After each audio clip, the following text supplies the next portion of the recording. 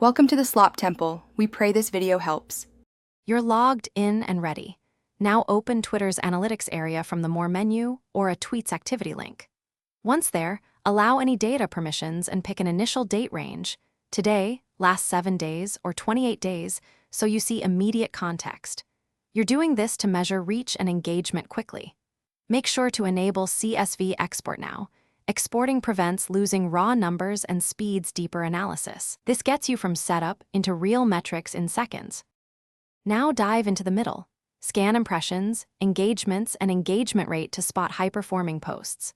Once done, open tweet activity for per-tweet breakdowns.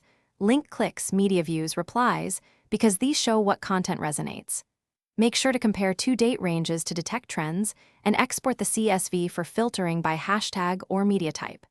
Doing this reveals whether posting time, format, or topic drives results. Then prioritize experiments based on the strongest signals. Finish by turning insight into action. Pin high-impression tweets, schedule more posts at the top-performing times, and run a /B tests on images versus text to boost engagement. Once you implement changes, monitor follower growth and conversion links to measure ROI. If numbers stall or analytics aren't visible, clear cache, update the app, and log out, then back in. Make sure permissions are granted. If problems persist, contact Twitter support, but try those quick fixes first to restore your data flow. Thanks for watching. Consider subscribing if we helped you.